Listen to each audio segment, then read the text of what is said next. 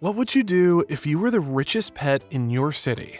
Buy bottomless snacks or splurge on toys? Or maybe you'd keep it quiet so the other pets and people don't harass you for a piece of your hard-earned fortune. Gary is no ordinary snail. He makes tons of cash, much more than many of the other people of Bikini Bottom. And if you thought SpongeBob was in control of him, you had it all wrong. Gary even manages his finances. But how does that work? And how did a snail get so rich? The role of pets in SpongeBob SquarePants is a very specific one. They're much more than just cute background characters. In fact, they're mostly emotional support animals, often mirroring the needs of their owners. And sometimes, like Gary, they literally have a life of their own. And in addition, SpongeBob's needs, the ones Gary has to meet, are many and complicated. I'm not just sucking this out of my thumb, people. Look at these critters. Sandy had Wormy, which eventually turned into a butterfly, matching her scientific fascination with transformation and nature's mysteries. Hey, little fella. Kitchy, kitchy, goo-goo. Squidward's purebred snail, Snelly, is just there to compensate for his own feelings of inadequacy and, well, being a loser at life. See, she even has her own papers. So if you'll excuse us, Snelly has to start her training. Plankton's amoeba, Spot, actually helps him on many occasions to steal the Krabby Patty formula. Hey there, little guy. Looks like we have a winner. And Patrick's pet rock. Patrick, that's a rock. Yeah, thanks, I know. He's got nerves of steel. Well, we don't need to talk about that, but what we do have to talk about is SpongeBob and Gary. At first glance, Gary seems to be your typical pet. He meows, naps in his shell, and eats SpongeBob out of the house. But to really understand Gary, we need to look a bit closer at SpongeBob. The dude is scatterbrained, easily distracted, and completely indifferent to money, which is a problem because pets are expensive. These are all traits that make you not the best of pet owners. That's how I know Gary's role in their owner-pet relationship is much more enterprising than that of SpongeBob's. That's why the evidence suggests Gary basically looks after himself and mostly covers his own expenses. To boot, Gary is low-key super intelligent and has a strong moral compass. I'll just take the box while Patrick's sleeping, look inside, and before Patrick even has time to notice, I'll slide it back. Good idea, eh, Gary? No. What I'm saying is Gary's qualities will look great on a resume if he ever had to look for a job, which he doesn't need to at this stage because he's already got a lot of income streams. Firstly, Gary is talented AF, and in more ways than you can imagine. His talents are worth a few thousand a year. In Culture Shock, Gary recites poetry during a talent show at the Krusty Krab. His performance is surprisingly sophisticated, showing he has an artistic side. Meow, meow, meow. He has such a way with words. Meow. Now, while poetry might not always bring in the big bucks, it opens the door to him potentially being a part-time spoken word artist, and we all know that he has lots to say from that time he wore a translation collar. Is of the undeserving public. The naive cephalopod style. Not very sophisticated. Man, I'd definitely pay to listen to that voice, at least $50 a ticket, at least. But even if that doesn't pan out, he's got another special talent. In The Scent of Money, Mr. Krabs discovers that Gary has the ability to attract coins due to swallowing a powerful magnet. Recognizing this, Mr. Krabs exploits Gary's newfound ability to collect loose change from various locations around Bikini Bottom, effectively turning him into a one-snail treasure hunter. In this episode, he collects arguably hundreds of dollars.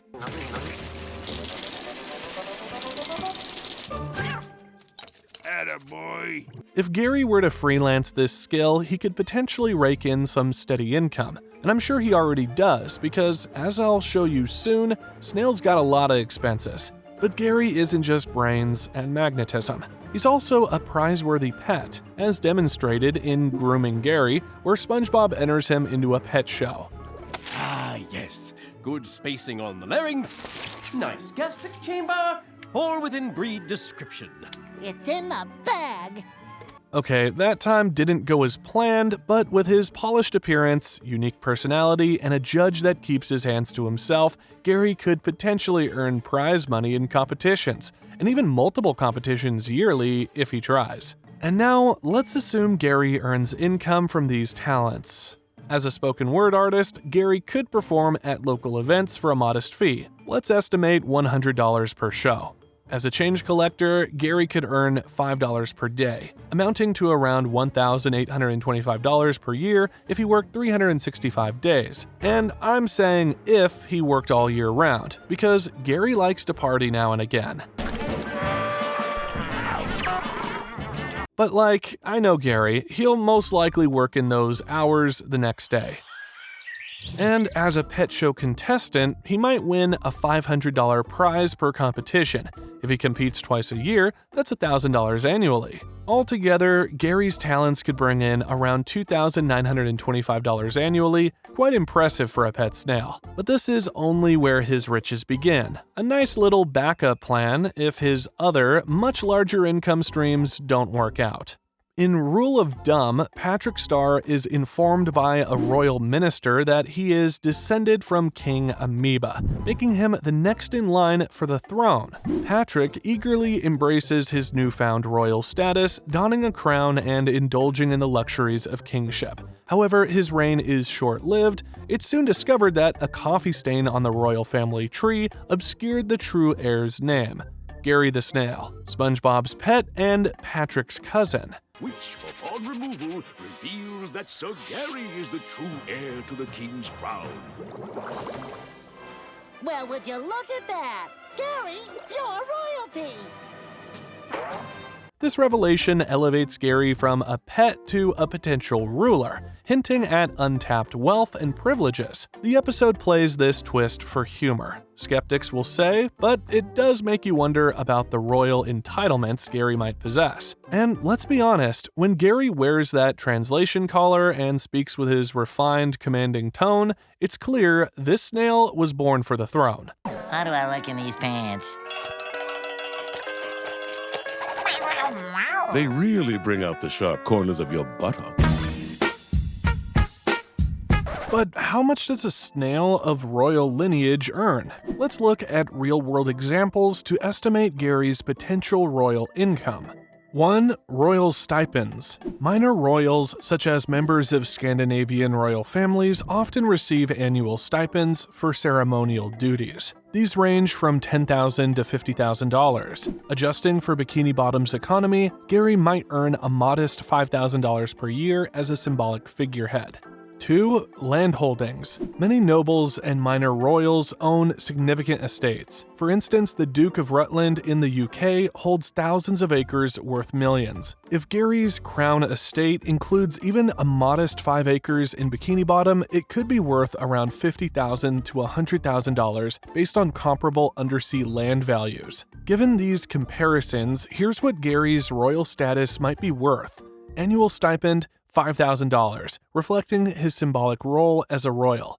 Land holdings estimated at $75,000, assuming ownership of a modest estate. Gary's total royal wealth could amount to $80,000 in assets and yearly income. While not extravagant, it certainly places him far above SpongeBob's financial status as a fry cook. Speaking of which, there's one more job that I believe Gary does. SpongeBob is many things: hardworking, optimistic, and endlessly cheerful. But one thing he's not is financially savvy. First, we didn't know what to do with all the money. We tried burying it, shredding it, and burning it. From splurging on bubble supplies to earning questionable wages at the Krusty Krab, SpongeBob's relationship with money seems as carefree as his personality. This is where Gary comes in. Have you ever wondered what he does all day when SpongeBob is off on adventures or slaving away at the Krusty Krab? There's evidence sprinkled throughout the series suggesting Gary might be more than just a pet, a poet, royalty, and money magnet. He could very well be SpongeBob's financial advisor. Stay with me on this. Firstly, in the episode Shell Shocked, after SpongeBob accidentally breaks Gary's shell, he attempts various makeshift solutions, ones that don't cost money, by the way, and all of which fail. Yeah, you're right, too gaudy. No, 2 last season. I need that. During this time, Gary is seen reading a magazine titled Shell Spiffy, which features high-end snail shells. This scene subtly suggests that Gary is knowledgeable about premium snail accessories, hinting at his knowledge of the finer things in life as well as his financial awareness. Shell Spiffy. Great idea, Gare. I'll order you a new shell. Are there any you have your eye on, old buddy? Instead, they go to a shell store where SpongeBob breaks all the shells by accident, and finally, when the shop owner shows him an unbreakable shell, yep, you guessed it, he doesn't have money to pay for it. But there's more. In Jellyfish Hunter, SpongeBob blames Gary for not paying the electric bill. I guess Gary forgot to pay the electric bill. While this moment is played for laughs, it hints at a dynamic where Gary might actually be handling the household finances. Furthermore, SpongeBob's carefree and dumb nature makes it plausible that he'd delegate financial responsibilities to someone more capable. And who better than Gary, with his logical demeanor and quiet efficiency? Gary seems like the perfect candidate to manage the Pineapple Under the Sea's accounts. And if Gary is indeed managing SpongeBob's finances, which he is, how much could he be earning for his services? Let's compare this to real-world financial advisors. The average financial advisor earns between $50,000 and $100,000 annually. Adjusting for Bikini Bottom's simpler economy, Gary's services might earn him $10,000 to $15,000 per year. If we assume Gary earns $10,000 annually for his role as SpongeBob's financial advisor, this income significantly boosts his yearly earnings. Combined with his other talents and royal stipend, Gary's financial acumen positions him as one of Bikini Bottom's unsung success stories. But how much of that money goes into his bank account? Gary might be earning a surprising amount of money, but even snails have expenses, from food and healthcare to the occasional luxury. Gary's spending habits offer a glimpse into the life of Bikini Bottom's most sophisticated mollusk. Gary's dietary needs are a recurring theme in the series. He regularly eats specialized food, including snail bites and snail food, both of which suggest premium pet products. In treats, Gary becomes obsessed with snail bites, consuming an alarming amount. It's important to note that although Gary certainly has the funds to pay for his food addictions, he doesn't have the arms or hands to feed himself. So at least SpongeBob has a role to play in their relationship. Gary, it is 4 o'clock in the morning. What exactly do you want from me? This implies that feeding Gary isn't cheap, especially if he has a taste for high-end snacks. If premium pet food costs $20 per week, Gary's annual food bill would be around $1,040. Like any pet, Gary requires regular health care, including visits to the vet, especially after episodes like I Was a Teenage Gary, which highlight his need for medical attention after neglect, further emphasizing the cost of keeping Gary healthy.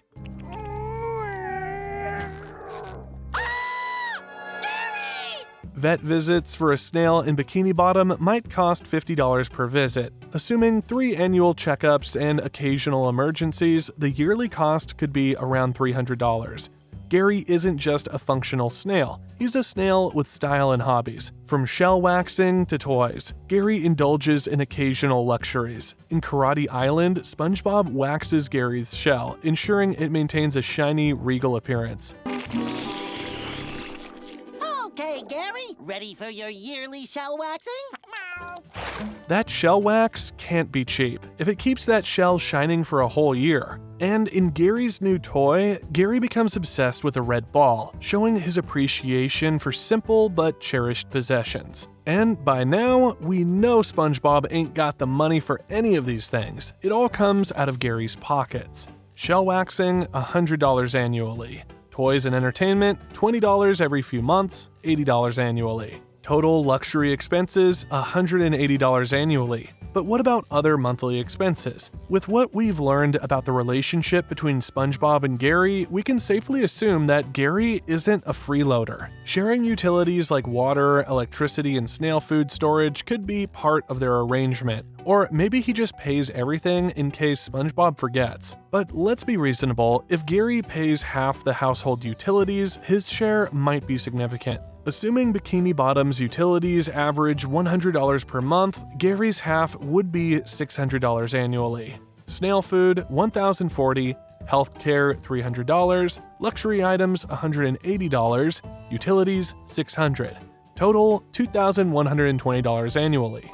Gary's expenses show he lives comfortably, indulging in good food, regular healthcare, and the occasional luxury. But with his estimated earnings, it seems Gary still has room to save or invest in more snail bites. Good for him. But how much does Gary make in total, and what is his net worth? Now that we've explored Gary's potential income streams and expenses, it's time to do the math. From his royal entitlements to his financial advisory skills, Gary proves he's no ordinary slug. Let's tally up his yearly earnings, subtract his expenses, and reveal his approximate net worth in Bikini Bottom's economy. Here's a breakdown. Poetry and performance. As a spoken word artist, Gary might earn $100 per event. If he performs 10 events a year, $1,000 annually.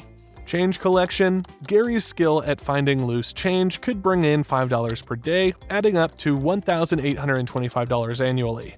Pet competitions. Gary's grooming and charisma might win $500 per competition. Assuming 2 events annually, $1,000 annually. Royal stipend. Based on comparisons to minor royal families, Gary could earn $5,000 annually as a symbolic monarch.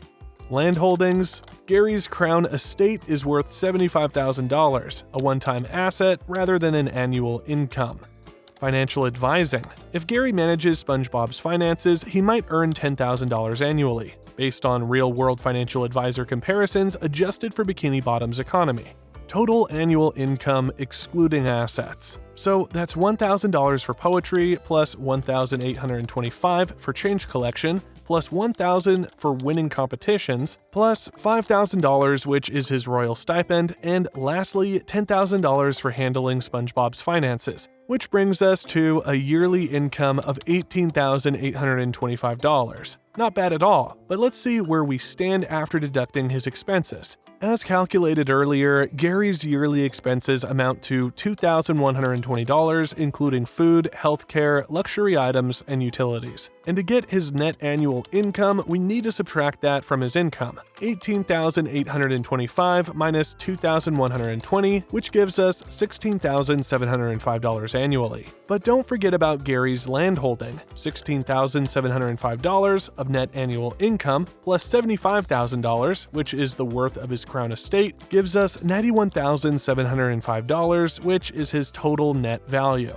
With a net annual income of $16,705 and total wealth of $91,705, Gary is doing exceptionally well for a snail. He earns significantly more than SpongeBob and likely ranks among Bikini Bottom's wealthiest residents, at least among pets. Curious how Gary stacks up against his Bikini Bottom peers? Check out my videos on how much money does Mr. Krabs make and how much money does Squidward make to see where they land on the financial food chain.